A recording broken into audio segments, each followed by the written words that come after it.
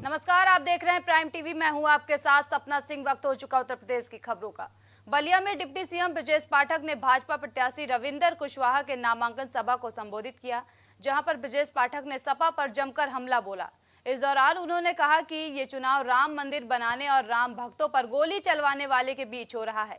यह लड़ाई धर्म अधर्म के बीच है। एक ओर धर्म ध्वज के लिए भाजपा है तो दूसरी ओर सनातन विरोधी भ्रष्टाचारी दल है। इसके आगे उन्होंने ये भी कहा कि पिछली कांग्रेस भ्रष्टाचार और सपा सरकार गुंडों और लफंगे की पार्टी थी। हमने कायाकल्प योजना के माध्यम से स्कूलों का नवीनीकरण कराया है।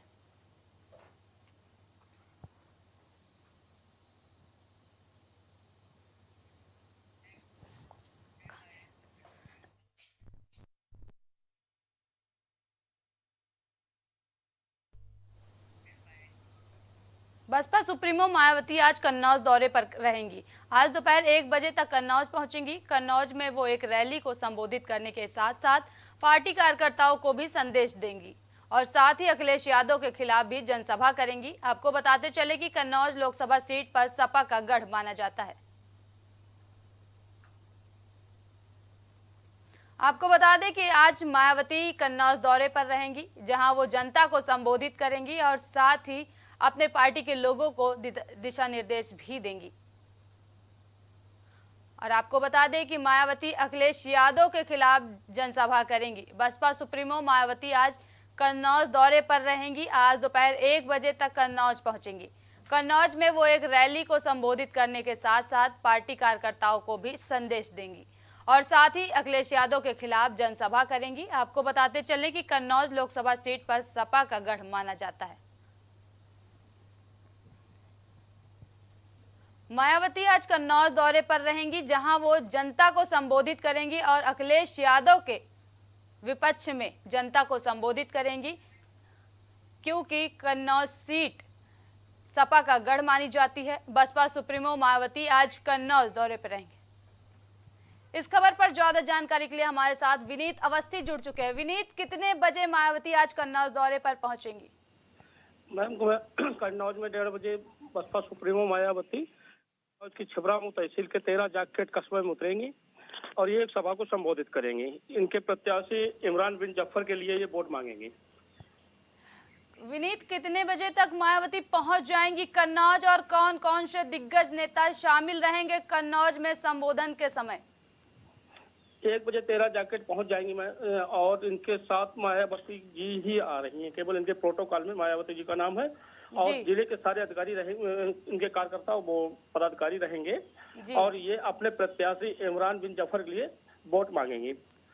आपको बता दें कि बसपा में केवल एक बार इनका प्रत्याशी कैलाश राजपूत जी जीते थे। तब से बसपा कोई प्रत्याशी अभी तक यहाँ जीता नहीं। लोकसभा में इनका अभी तक कोई खाता नहीं खुला है।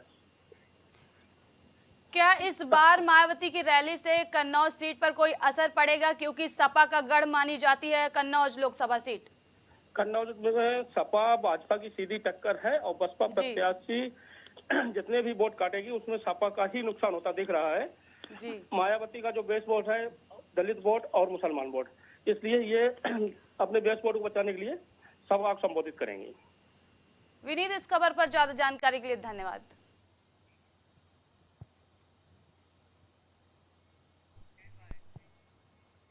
प्रियंका गांधी इन दिनों अमेठी और रायबरेली में ताबड़तोड़ चुनावी सभाएं कर रही हैं।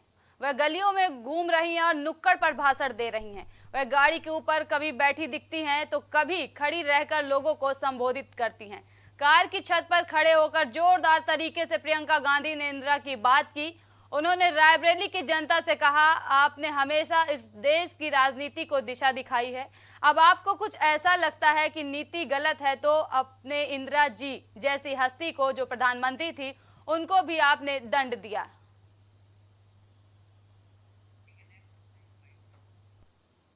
आपकी पुरानी परंपरा रही है, आप हमेशा लोकतंत्र के लिए लड़े हो।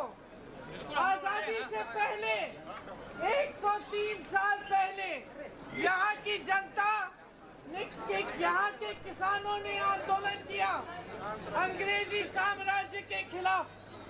आप खुद खड़े हुए, क्योंकि आपकी यहाँ की परंपरा रही है कि आप जागरूक हो और कि आपने हमेशा इस देश की राजनीति की दिशा दिखाई है और बनाई है। बसपा सुप्रीमो मायावती ने आकाश आनंद को